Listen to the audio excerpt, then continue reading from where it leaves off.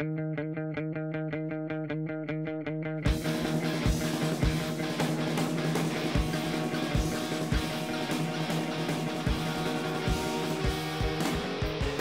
salve galera do Central HQ, bem-vindos a mais um vídeo de melhores do bimestre. Eu me chamo Fernando e vou apontar para vocês as minhas melhores leituras dos meses de maio e junho de 2018. E para começar eu aponto Thanos, do Jeff Lemire e Mike Deodato Jr. Foi publicado pela editora Panini Comics no formato encadernado, compilando o primeiro arco de histórias do Thanos, que está sofrendo de uma espécie de doença que pode levá-lo à morte. E se aproveitando dessa situação, o filho do Thanos, o Thanos, ele vai recrutar um grupo de seres superpoderosos para dar cabo aos seus planos, no caso, a morte do próprio pai. Publicação que se iniciou muito bem, arte sensacional do Mike Deodato Jr., com um roteiro muito bom do Jeff Lemire, vale a pena. Black Sad, volume 3, Alma Vermelha, da editora SESI São Paulo,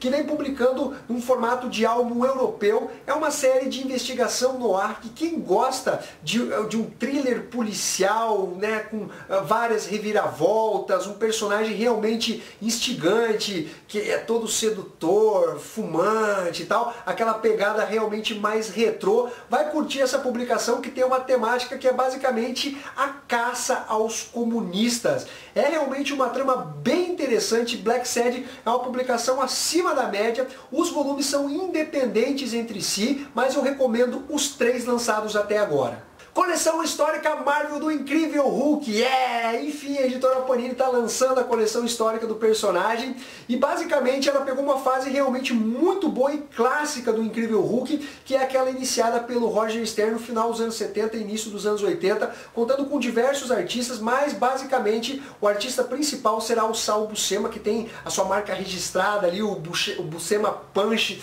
Então realmente são histórias legais do personagem, o Bruce Banner tentando achar a cura do Incrível Hulk, lidando com o líder, com o General Ross, o Dr. Sanso, uma análise psicológica do Bruce Banner, que depois foi retomada pelo Bill Mantlo e com mais ênfase ainda pelo Peter David. A Panini já anunciou que serão lançados 8 volumes no ano de 2018, mais 4 no ano de 2019. Então, essa coleção histórica Marvel do Incrível Hulk não é porque eu sou fã do personagem, mas ela é realmente muito boa e apresenta aquele personagem que a gente aprendeu a gostar. Creep, volume 4, da editora Devir, trazendo várias histórias curtas de terror. Quem gosta das publicações Creepta, que já foram lançadas no Brasil aqui, inclusive pela editora RGE, vai gostar dessa publicação. Obviamente, as histórias variam em qualidade e também na arte, mas de modo geral, Art Goodwin, que foi o editor e escritor da maioria das histórias, manda muito bem. O cara tem uma versatilidade para escrever histórias de terror que realmente chama a atenção. Eu acho que ele é um dos maiores artistas dos quadrinhos. Então fica a dica para quem gosta do gênero terror, Creep, da editora Devir. Conto de Areia, da editora Pipoca e Nanquim, e meus amigos, que arte, que HQ, ela é baseada no roteiro para o cinema e foi adaptada para os quadrinhos. Ela deixa diversas interpretações, acredito que cada leitor vai tirar suas conclusões, mas é uma das HQs mais belamente desenhadas, mas não só no design dos quadros, do aspecto dos personagens, mas a própria narrativa do Ramon é de tirar o chapéu. Linda HQ, eu dei uma nota 10 para essa publicação, então se você ainda não leu, corra atrás. Fio da Navalha, da editora Mitos, é um material pesadão, bastante páginas, um ótimo acabamento gráfico, que vai tratar de uma mega corporação que seleciona artistas e pessoas muito inteligentes para cumprir determinadas missões. Só que a história tem diversos plot twists, ela vai numa direção para enganar o leitor, de repente você pensa que é uma coisa e é outra. É uma série investigativa, tem lá os seus defeitos, suas incoerências, mas no aspecto geral é uma publicação acima da média. Então eu indico para vocês Fio da Navalha. Lazarus, da editora Devir, com roteiros do Greg Hook e arte do Michael Lark. A mesma dupla que escreveu e desenhou Gotham, que ganhou diversos prêmios Eisner. Eu pago o maior pau para essa série. Foi relançada agora recentemente pela editora Panini em 4 volumes. Falta o Ed Brubaker aí no meio, né? Porque o cara também fez um trabalho diferencial lá na série Gotham. Mas de qualquer forma, o Greg Hook vai nos apresentar um ambiente pós-apocalíptico, onde existem os Lázaros, que são uma espécie de executores de uma máfia, porque na verdade não existe divisões territoriais, mas são poderes familiares, e cada um tenta demonstrar mais poderes do que o outro. Então eles ficam naquele conflito meio velado, assassinato com base na trairagem, e nós temos a protagonista que lembra muito a Furiosa lá da série Mad Max, que eu acho sensacional, Estrada da Fúria. Então é uma publicação realmente, quem gosta desse ambiente mais pós-apocalíptico vai curtir essa publicação. Sem Volta, de Charles Burns, ele que tem aquele tom mais bizarro, estranho na hora de contar a sua história, colocando até cenas um tanto bizarras para o leitor. A gente acompanha um jovem que utiliza uma máscara à la Tintin, Nietzsche, né? Seria Tintin ao contrário.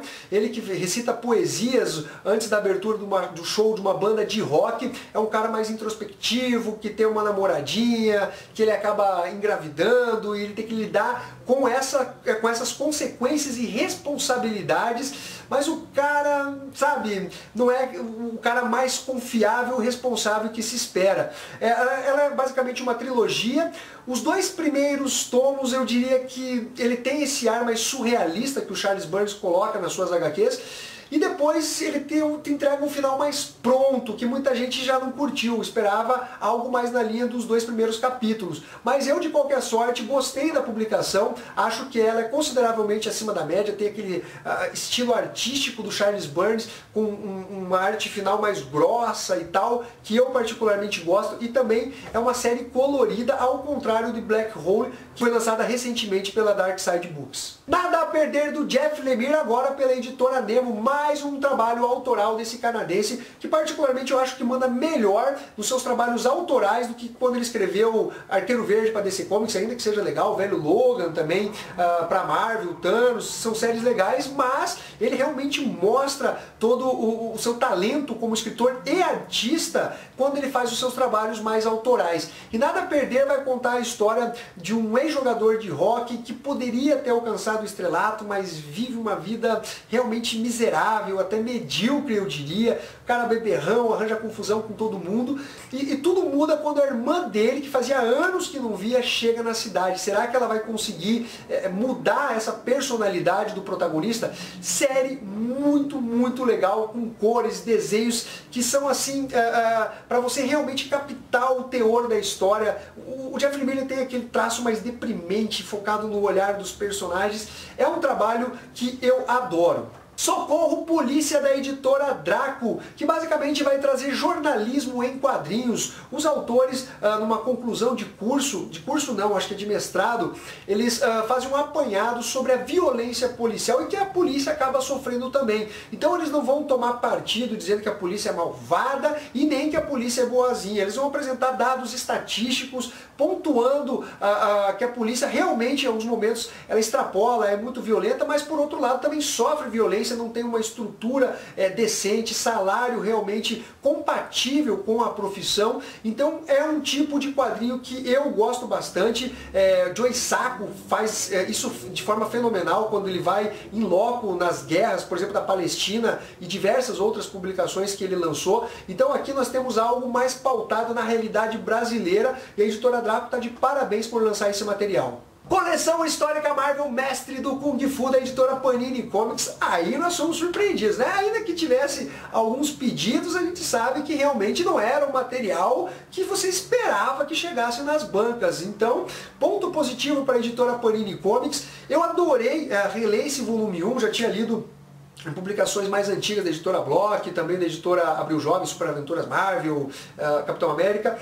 De qualquer sorte, me deu um tom mais nostálgico, porque eu lembro que quando eu era criança eu queria ser o Bruce Lee, treinar artes marciais, e o personagem é baseado exatamente naquela onda que rolou nos anos 70, das séries de TV abordando o Kung Fu, artistas marciais e tal. Realmente é um prato cheio para quem curte esse lance aí de Kung Fu, de personagens que se fortalecem utilizando as artes marciais, né, todo aquele dogma de honra. Eu gosto bastante de Mestre do Kung Fu. General Jones, o Crânio de Macauau, da editora VEC. É o volume 2, só que você não precisa ter lido o volume 1. Cada um desses álbuns eles são independentes. É escrito por uma dupla de holandeses que vai abordar a General Jones, uma personagem que é uma espécie de espiã, piloto. Ela é meio que uma faz-tudo, um Tintin de saias, como o pessoal gosta de dizer.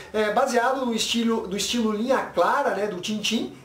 Nós temos uma aventura que vai se passar em Paris, onde o povo africano ele está em busca de um crânio que foi retirado do seu povoado, e eles têm aquele lance mais místico com relação a esse crânio. Já os ingleses, eles acham que é muito valioso, então vai ter aquela briga, espionagem, um traindo o outro, conspirações, e você acaba visitando pontos turísticos de Paris, inclusive um cemitério que se encontra abaixo ali no subsolo, que eu nem imaginava que existia. Realmente um material acima da média que vale a pena você conhecer. The Conking Crit, publicação da editora Devir, mangá que saiu em volume único, apesar de já ter sido lançado anos atrás pela editora Conrad em 3 volumes, chamado Preto e Branco. A editora Devir trouxe num álbum bem luxuoso, volume único, e nós vamos acompanhar a história de 2 irmãos órfãos que vivem numa cidade e os caras são meio delinquentes, têm uma moral própria, tem que lidar com a Yakuza, com a polícia corrupta. Então vai mostrar um pouco da dualidade desses 2 irmãos, e é um mangá realmente diferenciado, com uma arte com um estilo talvez até um pouco mais underground, e que eu acho que vale a pena você conhecer. The Immortal Hulk, publicação da editora Marvel Comics, da fase Fresh Start, né? Quando a Marvel acabou varrendo os personagens clássicos em All New, All Different, ela viu que não deu certo e agora está trazendo de volta os seus personagens clássicos. Então temos o Bruce Banner como o Incrível Hulk novamente, escrito por Al Ewing e desenhos do brasileiro Joey Bennett.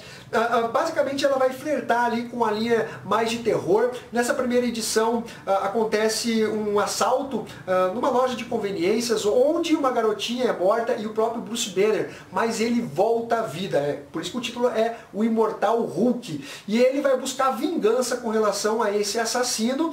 Mas será que o Hulk vai se tornar um vilão, um anti-herói? Ou você precisa ler a publicação, mas eu achei que começou com o pé direito. Black Hammer, Origens Secretas, da editora Intrínseca, escrito por quem? Jeff Lemire. Olha, o terceiro material desse cara que está nessa lista de melhores leituras do bimestre. Então, realmente o cara faz um trabalho diferenciado. E no plot dessa edição nós temos um grupo de heróis que acabou sendo isolado numa fazenda ali do interior. O Jeff Lemire gosta de abordar essa parte rural, né? Talvez por ele ter crescido num ambiente canadense bem ruralista.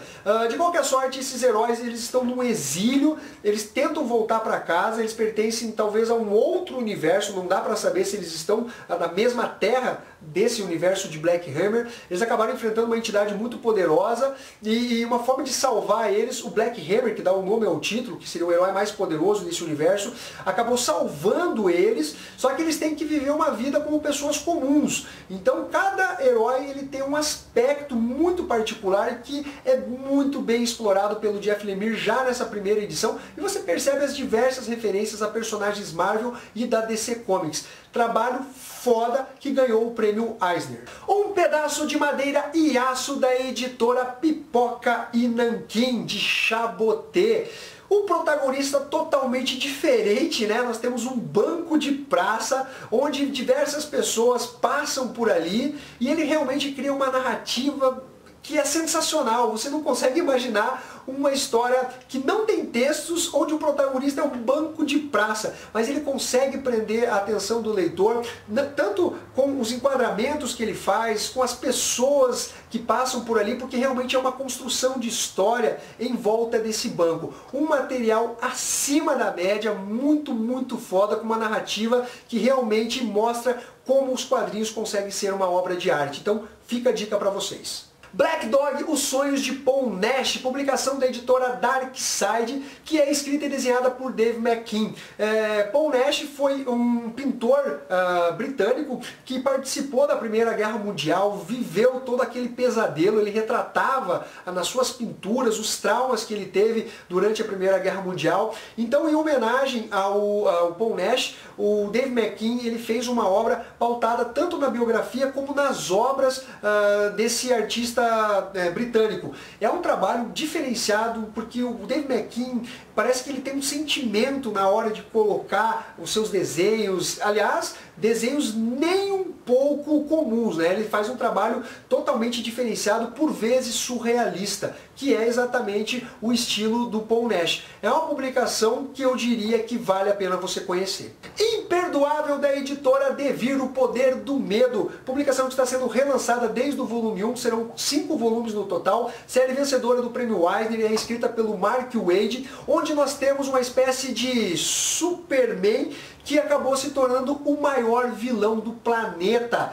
Paraíso Perdido, da editora Dark Side Books, que traz uma adaptação da obra clássica de John Milton, retratando a queda de Lúcifer. Obviamente, as bases são bíblicas, mas o John Milton foi além, assim como o quadrinista espanhol, que faz essa adaptação mostrando a relação de Lúcifer com os outros anjos caídos, com Deus, ele tentando Adão e Eva. É uma publicação realmente diferenciada. Para finalizar, nós temos Guardiões do Louvre, do Jiro Taniguchi, o primeiro mangá da editora Pipoca e Nanquim, que vai narrar a história de um artista que está em Paris. Ele está febril, delirante, não sabe se realmente o que ele está vendo, se não é um pesadelo, mas de qualquer sorte ele vai entrar numa jornada ali dentro do Museu do Louvre, acompanhando grandes obras como Mona Lisa, grandes artistas como Vincent van Gogh, a história do próprio museu, de outras obras de arte, principalmente quando os nazistas invadiram Paris na Segunda Guerra Mundial, como os curadores lidaram com a questão de destruição